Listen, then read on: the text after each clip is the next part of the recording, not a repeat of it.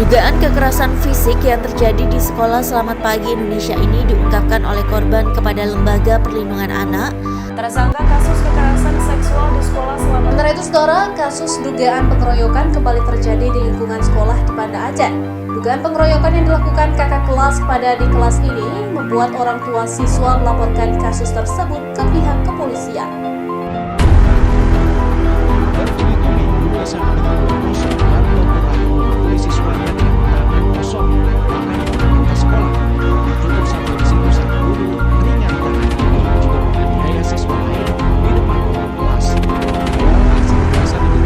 Mencapai 36 kasus dengan total jumlah korban mencapai 144 peserta didik. Pendidikan seharusnya menjadi ruang yang aman, nyaman, dan kondusif bagi seluruh komponen pendidikan untuk mengembangkan potensi diri dan mencapai tujuan pendidikan nasional. Namun, realitasnya di lapangan, kekerasan dalam berbagai bentuk masih mewarnai landscape pendidikan di Indonesia, mulai dari kekerasan fisik, kekerasan psikis, hingga kekerasan seksual. Praktik-praktik yang bertentangan dengan nilai-nilai pendidikan ini terus terjadi meskipun berbagai upaya preventif dan kuratif telah dilakukan oleh pemerintah dan juga masyarakat sipil. Pendidikan yang seharusnya menjadi tempat mencari pengetahuan, ilmu, belajar nilai-nilai serta moral, kini malah sebaliknya. Fenomena kekerasan dalam dunia pendidikan masih menjadi momok yang mengkhawatirkan di berbagai belahan dunia, termasuk Indonesia sendiri.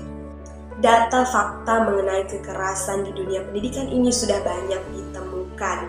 Beberapa waktu sebelumnya, Forum Serikat Guru Indonesia atau FSGI mencatat kasus kekerasan yang terjadi di Satuan Pendidikan Indonesia selama Januari hingga September 2024 mencapai 36 kasus dengan total jumlah korban mencapai 144 peserta didik.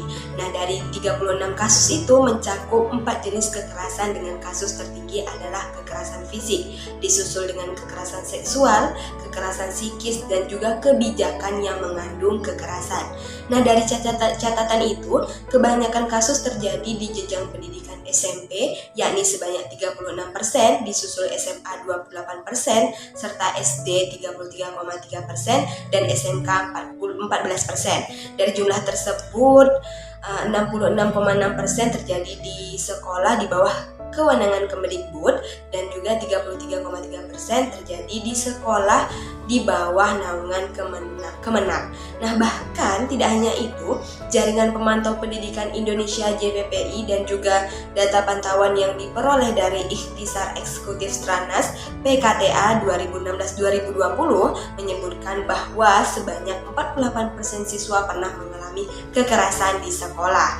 Dengan 45% siswa laki-laki menyebutkan bahwa guru atau petugas sekolah merupakan pelaku kekerasan. Lalu 40% siswa dengan usia 13-15 tahun melaporkan pernah mengalami kekerasan fisik oleh teman sebaya. Dan sebanyak 75% siswa mengakui pernah melakukan kekerasan di sekolah. Dan 22% siswa perempuan menyebutkan bahwa guru atau petugas sekolah merupakan pelaku kekerasan. Nah, ini sesuai dengan data yang beredar ya.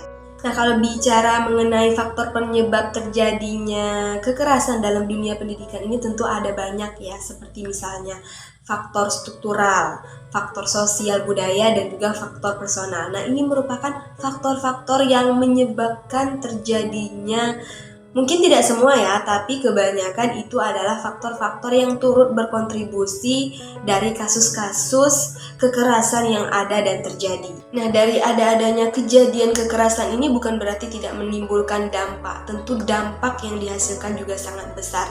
Nah, dalam dunia pendidikan, riset yang dilakukan oleh Pusat Penelitian Tumbuh Kembang Anak Universitas Indonesia pada tahun 2018 menunjukkan dampak yang sangat signifikan dari kekerasan di lingkungan pendidikan. pendidikan. Yang pertama adalah dampak psikologis, di mana korban mengalami trauma, mengalami penurunan kepercayaan diri, mengalami gangguan, kecemasan yang berlebih, menunjukkan gejala depresi, serta memiliki pikiran untuk bunuh diri.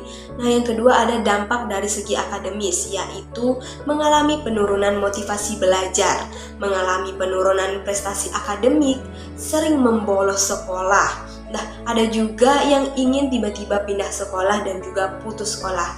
Nah, dari dampak sosial sendiri bagi korban tentu mengalami kesulitan bersosialisasi, merasa terrealisasi di lingkungan dari teman sebaya. Nah, mengembangkan perilaku antisosial, cenderung memproduksi kekerasan pada orang lain. Kekerasan dalam dunia pendidikan masih menjadi tantangan yang serius dan memerlukan perhatian dari semua pihak. Data dan fakta menunjukkan bahwa kekerasan ini tidak hanya berdampak pada kondisi fisik dan psikologis korban, namun juga pada kualitas pendidikan itu secara menyeluruh. Nah, melalui pendekatan yang komprehensif yang melibatkan seluruh pemangku kepentingan atau stakeholder yang berkepentingan, harapan untuk menciptakan lingkungan pendidikan yang aman, nyaman, serta kondusif bagi perkembangan optimal peserta didik bukanlah sekedar utopia. Menciptakan ekosistem pendidikan bebas kekerasan harus menjadi komitmen bersama, serta karena pendidikan yang berkualitas dan bermartabat hanya dapat terwujud dalam lingkungan yang menunjukkan tinggi nilai-nilai kemanusiaan, menghormati hak asasi, dan memelihara harkat dan martabat setiap individu yang terlibat di dalamnya. Nah, untuk itu kita bisa mulai dari diri kita sendiri untuk menjaga diri dari hal-hal yang tidak memungkinkan itu. Apabila sudah merasa bahwa kita ini mengalami kekerasan, maka kita perlu membuat pengaduan karena ini menyangkut fisik kita dan juga psikis kita ke depannya. Untuk itu, karena memang pendidikan ini notabene-nya adalah sebagai tempat untuk menggali, mencari ilmu, bukan tempat untuk mendapatkan kekerasan. Untuk itu, kita perlu melek dengan yang namanya pengaduan di saat kita menemukan atau melihat atau bahkan kita yang menjadi korban dari kekerasan dalam dunia pendidikan. Oke guys, sekian penyampaian kita hari ini. Semoga ini bermanfaat untuk kita semua dan menjadi pembelajaran. Bye bye, sampai jumpa.